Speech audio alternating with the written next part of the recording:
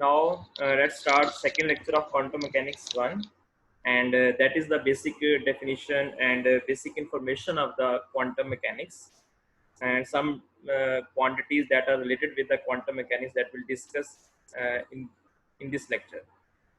First of all, I will show the slides in front of you. First of all, we will discuss the quantum mechanics and what is the quantum mechanics. This is basically the smallest possible amount of thing.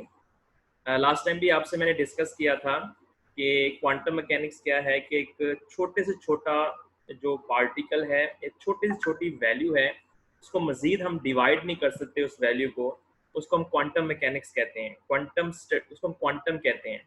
तो अगर हम quantum को की उन particle की या उन bodies की जो बिल्कुल स्मॉलेस्ट हैं, मजीद वो डिवाइड नहीं हो सकती।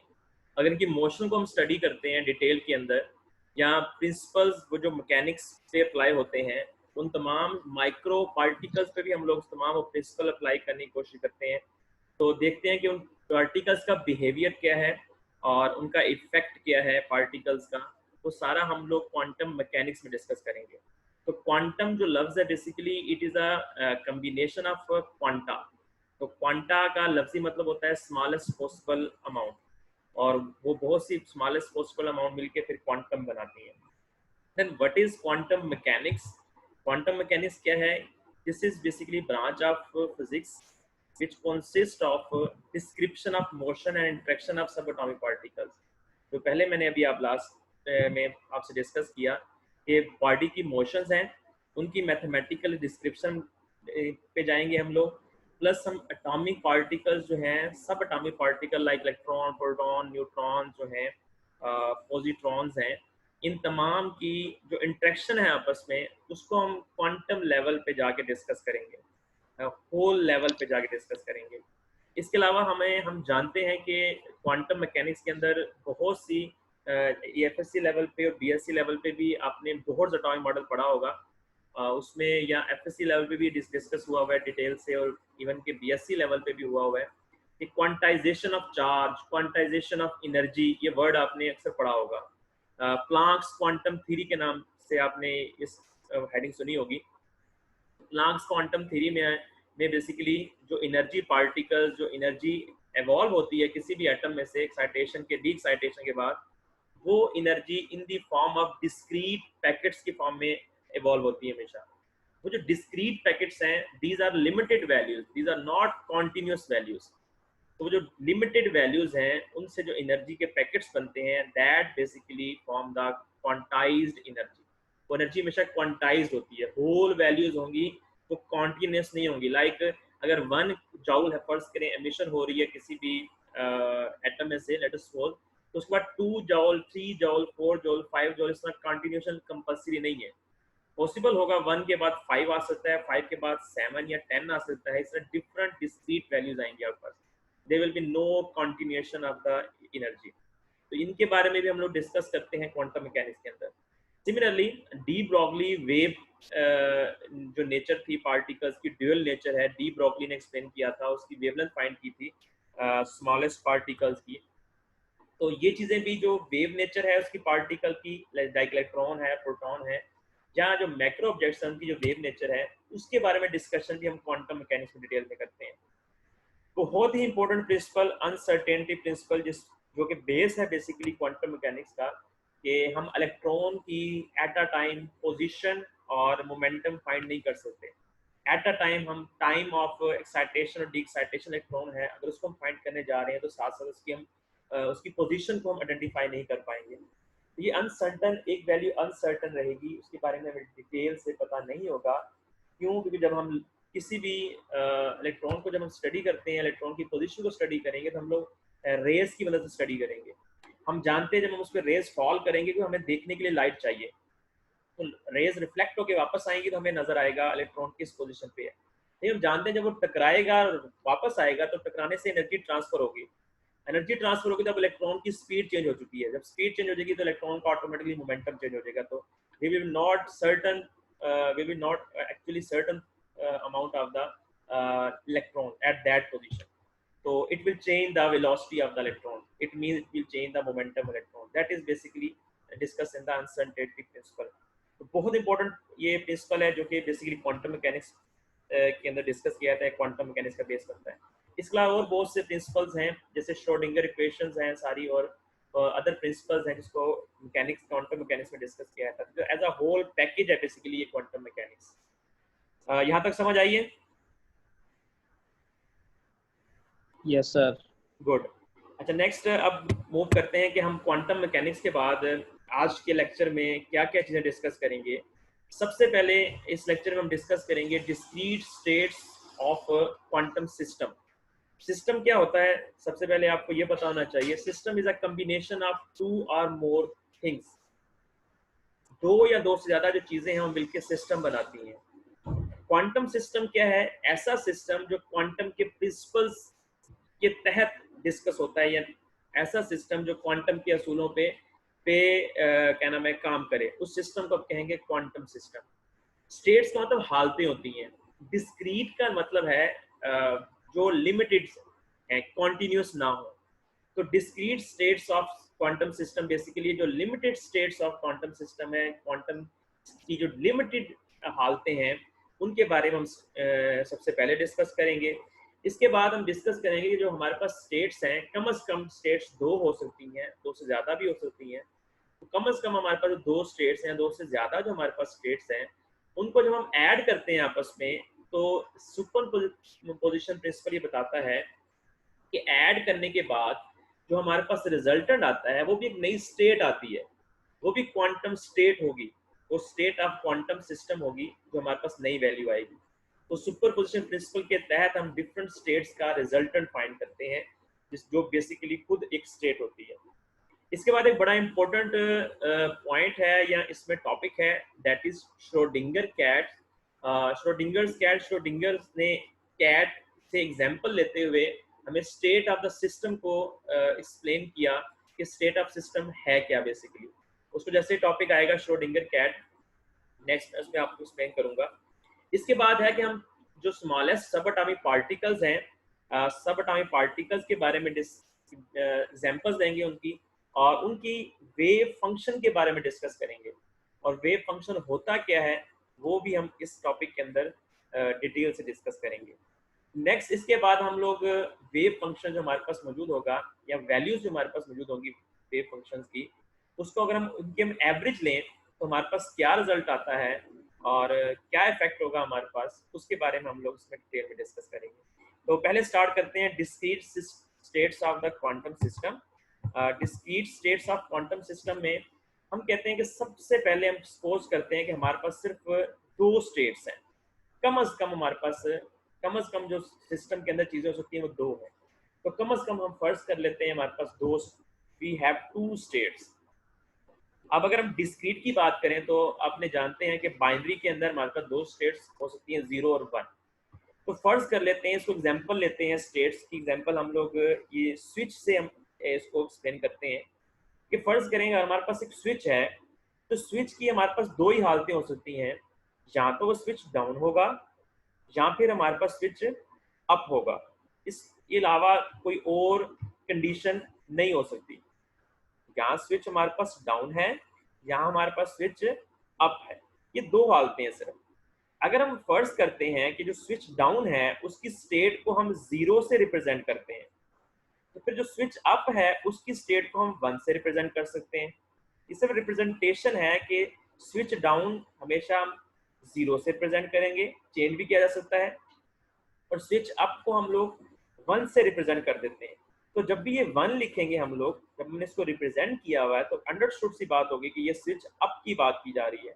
और जब हम 0 लिखेंगे तो अंडरस्टूड सी बात है कि स्विच डाउन की बात की जा रही है। अक्सर आपने देखा होगा इलेक्ट्रॉनिक सर्किट्स में 0 और 1 लिखा होता है स्विच के ऊपर, वो ऑन और ऑफ के लिए होता है। वो वही 2 स्टेट्स का जिक्र होता है डिस्क्रीट सिस्टम के अंदर, कि या तो वो ऑन होगा एक साइड पे, जब फर्ज करें 0 पे है तो वो ऑन है, और 1 पे है तो वो ऑफ है, या फिर वो 0 पे ऑफ है और 1 पे ऑन है। ये 2 ही पॉसिबिलिटीज हो सकती हैं स्विच के अंदर। सिमिलरली अगर हम इलेक्ट्रॉन की एग्जांपल लें, उसकी स्टेट्स को जिक्र करें, तो फर्स्ट करें इलेक्ट्रॉन रिवॉल्व कर रहा है एंटी क्लॉकवाइज डायरेक्शन में। अगर वो एंटी क्लॉकवाइज डायरेक्शन में रिवॉल्व कर रहा है तो उसकी डायरेक्शन अपवर्ड होगी। अब वो अपवर्ड डायरेक्शन को फर्ज करते हैं इलेक्ट्रॉन की स्पिन अप है उसको हम जीरो स्टेट दे देते हैं, और जो स्पिन डाउन है इलेक्ट्रॉन की उसका मतलब है वो क्लॉकवाइज रोटेट करेगा। तो क्लॉकवाइज लेट अस सपोज वो रोटेट कर रहा है तो उसकी डायरेक्शन डाउनवर्ड है। अब डायरेक्शन डाउनवर्ड को फिर हम स्टेट 1 से रिप्रेजेंट कर देते हैं। इस जो सिंबल है यहाँ हमारे पास जो हमें एक एरो हेड लगा हुआ है और साथ हमारे पास लाइन है, this is known as ket. इसको प्रॉपर्ली हम पढ़ते हैं zero ket, similarly one ket, similarly zero ket for electron up and one ket for electron down. इसी तरीके से एक सादा और एग्जांपल ली जा सकती है कि हमारे पास फर्ज करें हाइड्रोजन एटम है, सिंपलेस्ट एटम है, इसमें एक ही इलेक्ट्रॉन होता है, इसलिए अक्सर एग्जांपल इसी की ली जाती है। बोहर्स का टाइम मॉडल भी हाइड्रोजन पे ही बेस करता है।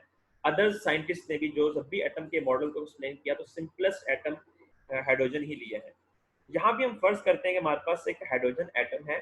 हाइड्रोजन एटम के हम जानते हैं किसी भी एटम के सेंटर में न्यूक्लियस होता है और उसकी सराउंडिंग में इलेक्ट्रॉन्स रिवॉल्व करते हैं।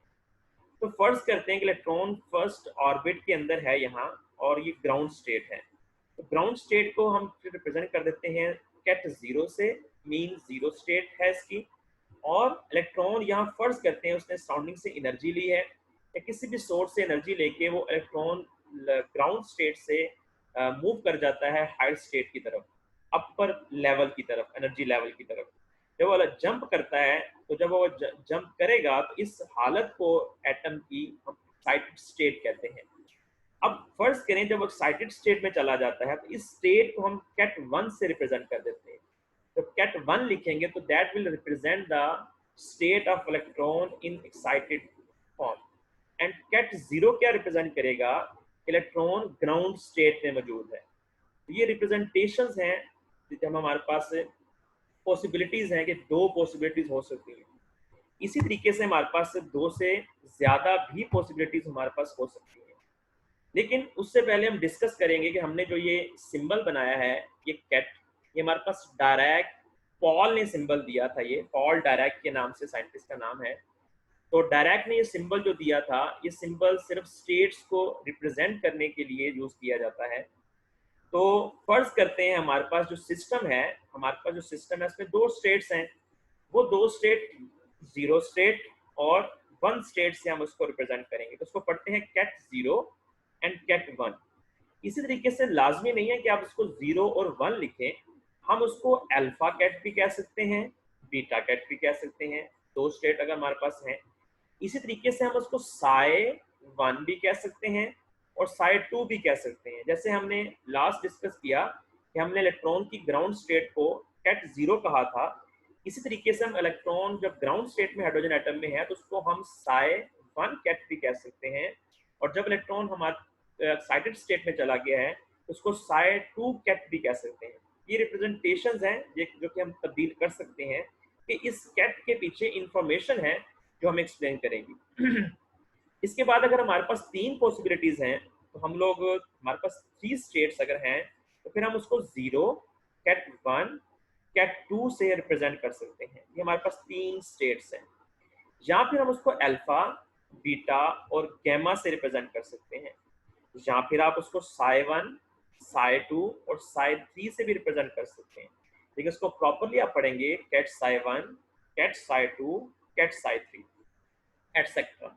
इस तरीके से अगर हमारे पास 4 स्टेट्स हैं तो फिर हम alpha, beta, gamma and another one like 5 हम यूज कर सकते हैं।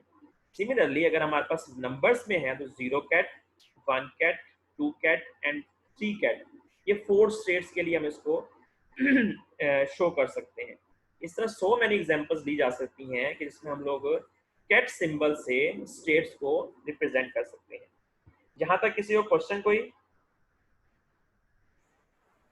Any question? क्लियर है सर। शाबाश। अभी यहाँ तक जितनी भी चीजें हैं ये सम बेसिक पॉइंट्स हैं जो क्वांटम मैकेनिक्स में आगे सारा हम टॉपिक्स में यूज करेंगे, इसलिए उनकी बारे में अंडरस्टैंडिंग लाजमी है कि ये चीजें हैं क्या जिसको हमने बाद में यूज करना है इन सिंबल्स को डिफरेंट इक्वेशंस के अंदर, इसलिए हम उसको इनिशियली स्टडी कर रहे हैं। नेक्स्ट हमारे पास है पॉइंट था सेकंड टॉपिक था सुपरपोजिशन प्रिंसिपल। सुपरपोजिशन प्रिंसिपल क्या कहता है? सुपरपोजिशन प्रिंसिपल आपने, मैं फिर से कहूंगा, एफएससी और बीएससी लेवल पे भी डिस्कस किया हुआ है मैकेनिक्स के अंदर, सिंपल मैकेनिक्स के अंदर। तो सुपरपोजिशन प्रिंसिपल के मुताबिक हम लोग सुपर इम्पोज करते हैं, अगर हमारे पास कोई वेव मोशन है, वेव्स हैं, तो उसको हम सुपर इम्पोज करते हैं। सिमिलरली हम स्टेट्स पे अप्लाई कर रहे हैं लीनियर सुपरपोजिशन प्रिंसिपल, जिसमें हम एडिशन करेंगे बहुत सी स्टेट्स की। वो लाइक स्टेट्स भी हो सकती हैं, वो डिसलाइक स्टेट्स भी हो सकती हैं, यानी वो सेम स्टेट्स भी हो सकती हैं, वो डिफरेंट स्टेट्स भी हो सकती हैं। उनको हम जब ऐड करेंगे तो ऐड करने से जो हमारा रिजल्टेंट आएगा वो सुपरपोजिशन प्रिंसिपल के मुताबिक वो रिजल्टेंट होगा। तो हम फर्ज कर लेते हैं कि हमारे पास एक दो हमारे पास कम्प्लेक्स नंबर है, नंबर्स हैं, मोस्टली हम लोग कम्प्लेक्स नंबर यूज करते हैं। एक फर्ज करें हमारे पास कम्प्लेक्स नंबर है ए नॉट, और एक फर्ज कर लेते हैं हमारे पास कम्प्लेक्स नंबर है ए वन। ये कम्प्लेक्स नंबर हमेशा रियल नंबर और इमेजिन नंबर का कॉम्बिनेशन होता है। फर्ज करें मेरे पास एक कम्प्लेक्स नंबर है और उसमें मैं लिखता हूँ 5 + 4 एओटा। तो 5 उसमें क्या होगा? रियल पार्ट होगा, और जो 4 एओटा है उसमें 4 क्या होगा? इमेजिनरी पार्ट होगा, और उसके साथ इमेजिनरी सिंबल यूज किया जाता है एओटा। तो इसमें ए भी हमारे पास सिमिलरली कॉम्बिनेशन होगा दो वैल्यूज का, रियल और इमेजिनरी का, और ए वन भी रियल और इमेजिनरी का होगा। अगर हम इसको फर्ज कर लेते हैं कि ये कम्प्लेक्स नंबर है, जहां हम इस एग्जांपल में इसको हम कम्प्लेक्स नंबर ही कंसिडर कर रहे हैं। चलिए फर्ज कर लेते हैं इस कम्प्लेक्स नंबर ए नॉट को और ए वन को हम मल्टीप्लाई कर देते हैं। हम फर्ज कर लेते हैं हम जीरो स्टेट को और वन स्टेट को मल्टीप्लाई कर देते हैं कम्प्लेक्स नंबर ए नॉट से और कम्प्लेक्स नंबर ए वन से। फिर हम इसको लीनियर सुपरपोजिशन प्रिंसिपल इस्तेमाल करते हुए उसको ऐड करते हैं। तो उसको ऐड करते हैं तो मैंने लास्ट में बताया था आपको कि इससे एक नई स्टेट बनेगी हमारे पास। वो नई स्टेट जो है उसको हमने साइज से रिप्रेजेंट किया है। ये रिजल्टेंट है इन दोनों वैल्यूज का, इन दोनों स्टेट्स का, जिसको हमने ए वन से मल्टीप्लाई किया है और ए नॉट से मल्टीप्लाई किया है, मीन टू से ए जीरो से मल्टीप्लाई किया है।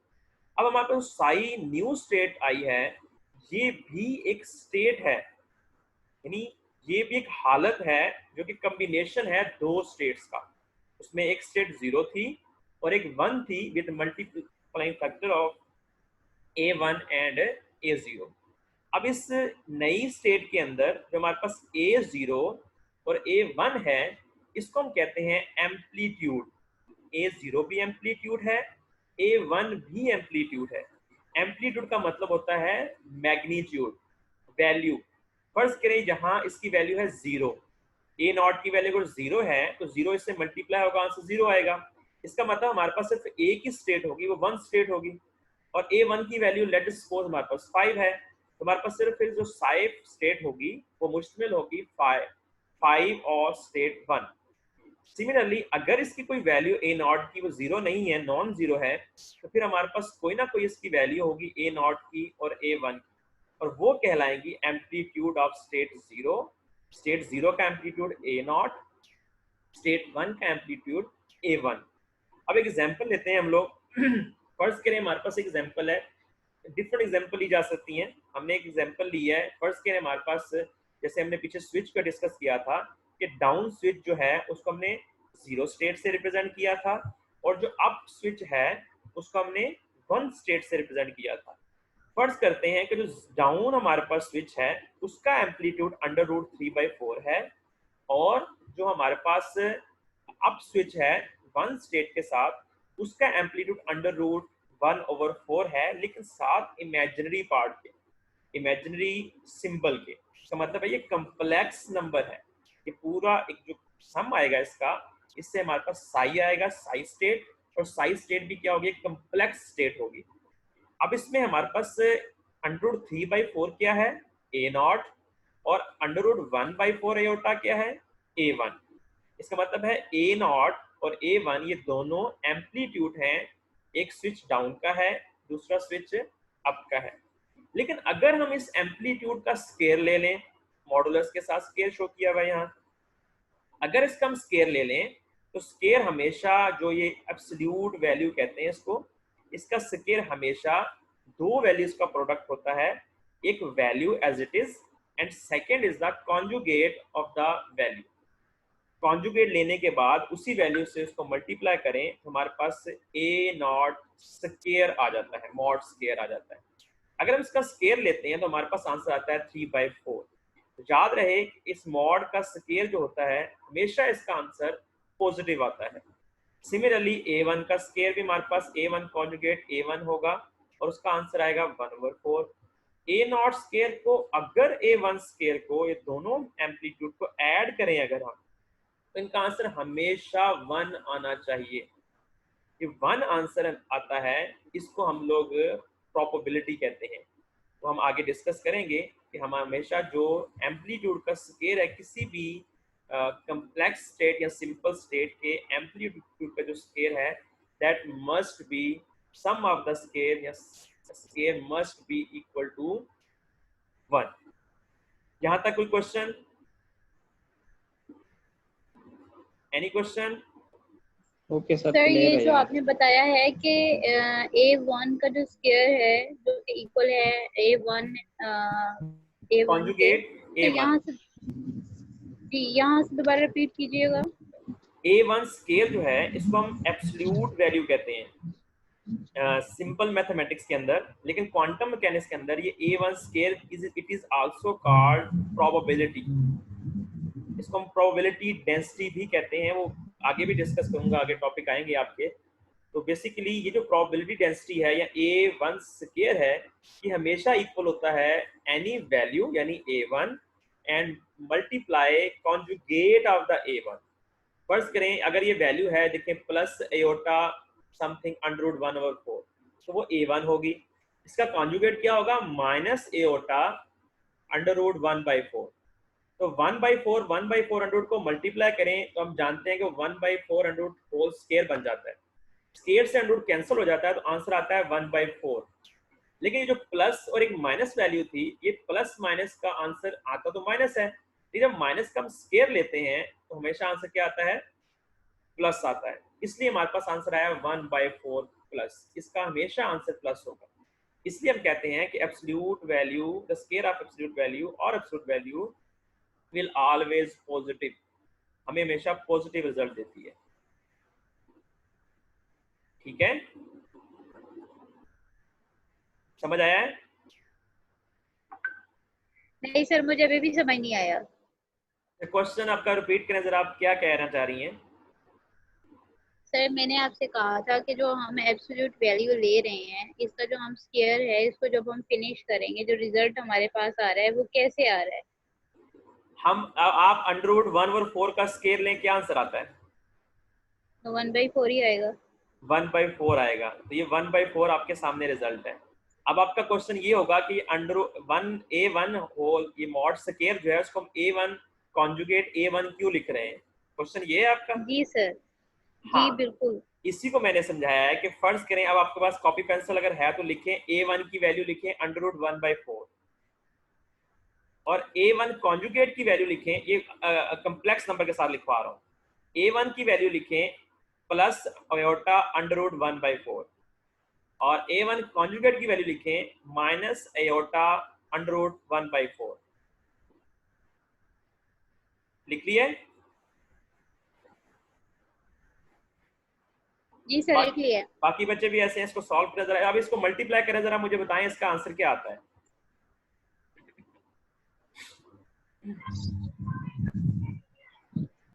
सर पॉजिटिव में ही आ रहा है।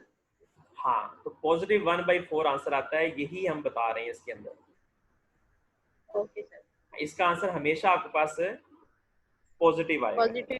हाँ, शाबाश। ठीक है। तो ये यानी इसको रिप्रेजेंटेशन है कि बताने का मकसद ये है कि A1 mod square is also equal to product of number and its conjugate. और हमारी एग्जांपल के मुताबिक इसका आंसर यहाँ 1/4 आ रहा है। नेक्स्ट ये था कि मैंने कहा कि जो हमारे पास नंबर्स हैं, एम्पलीट्यूड हैं, अगर इनको ऐड किया जाए इसका आंसर हमेशा 1 आना चाहिए। और ये जो नंबर्स हैं इसका हम स्केयर लेते हैं, इसको हम प्रोबेबिलिटी डेंसिटी कहते हैं, प्रोबेबिलिटी ऑफ द स्टेट्स कहते हैं। और इसका आंसर हमेशा सम करने से 1 आता है, या आगे भी डिस्कस करूंगा। इसको हम नॉर्मलाइजेशन फैक्टर कहते हैं, या आगे डिस्कस करूंगा आप लोगों से। यहाँ तक क्वेश्चन, क्योंकि मीटिंग एंड होने वाली है, 10 मिनट पहले एक आ गया था मेरे को नोटिफिकेशन, तो इसके बाद जो नेक्स्ट पेज होगा वो फिर मैं नेक्स्ट मीटिंग से स्टार्ट करूंगा। तो any question? No sir. Any other person from any other person? No sir. यहाँ तक क्लियर है आप लोगों को? Yes sir. जी सर। ठीक है, शाबाश। ये जितना भी मैंने आपसे डिस्कस किया, आप अपने इसको रिवाइज करना है। Let's move toward the next part, लेकिन but this part it will discuss in the next meeting. So I will going to end this meeting and then in a short time I will start the new meeting.